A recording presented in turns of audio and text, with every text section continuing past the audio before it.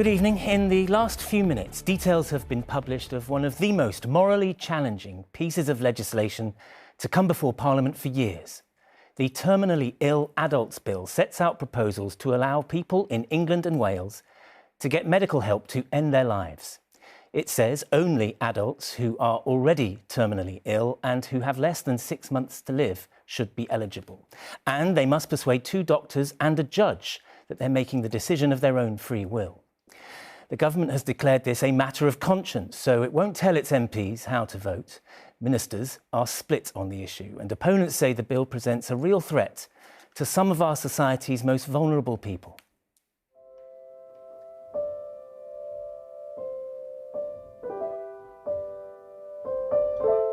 My life now is about hoping for the best, but also preparing for the worst. And the way I see the assisted dying bill is that it's helping people like me prepare for the worst. At 38, most people are planning for the future, but not quite like Nathaniel. His terminal bowel cancer has recently spread to his brain. On the list of things he'd still like to achieve is a good death.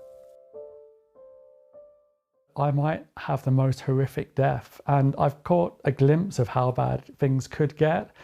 I had a bowel obstruction where the waves of pain turned into the hugest tsunamis, and I was just whimpering. It was the kind of pain where I imagine if that were permanent, death might not have been the least kind option. Your Labour MP, who you campaigned for, the Health Secretary Wes Streeting, is opposed to assisted dying. Does that disappoint you?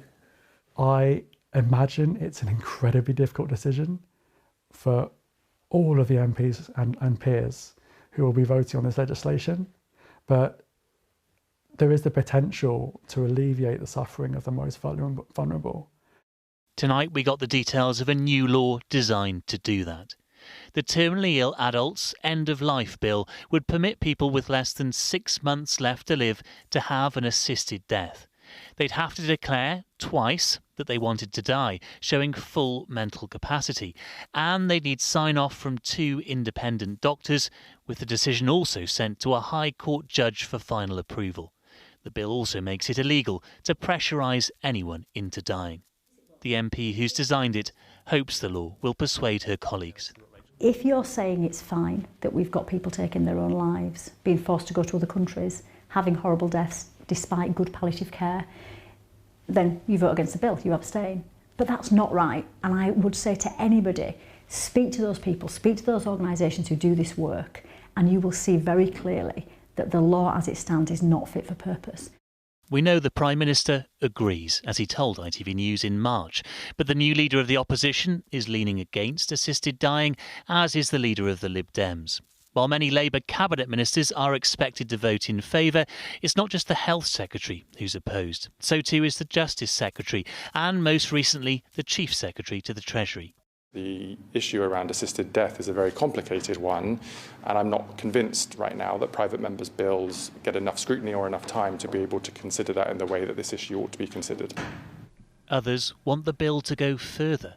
Sophie has MS, one of many chronic conditions not classed as terminal. Because my suffering doesn't have the right labels, I will not have access to an assisted death. And I don't understand why, if an assisted death is a compassionate response, why I am not being afforded that choice.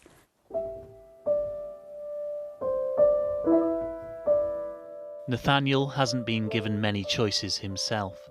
His life hasn't gone to plan. But could his death?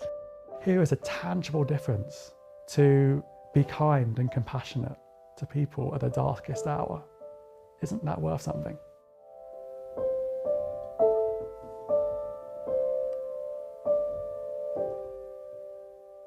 And Paul is here to talk about this profoundly difficult issue, Paul, but I guess the key question is a practical one. How are the two sides shaping up in Parliament, and are there the numbers to carry the bill? Well, the maths is really, really difficult to do on this, Geraint, because MPs are free to vote however they want on this issue. If you talk to them collectively, they will say that there was a momentum certainly in favour of assisted dying a few weeks ago. They thought it probably would be passed. Since then, we've had a couple of really important interventions from the Health Secretary, the Justice Secretary, and this is primarily a matter of health and the law, so those really do matter as interventions that have potentially wobbled some wavering MPs and made them think twice. That is why Kim Leadbeater knows the detail of this bill is so vital, and it is complicated. I mean, beneath the Health Secretary, for example, there are at least 2 health ministers that I know will be voting in favour of it. So the detail is crucial in trying to persuade some MPs that there are enough safeguards here to protect particularly vulnerable people. I haven't seen a private member's bill quite as detailed as this one before, I've got to say. 47 pages, lots and lots of detail in there, really trying to reassure MPs. Kim Leadbeater is confident that will be enough on the 29th when MPs vote on this to hopefully get it through that stage. But from there on, you really do get into the weeds of parliamentary procedure, and it's going to be one parliamentary step at a time. OK, Paul, many thanks.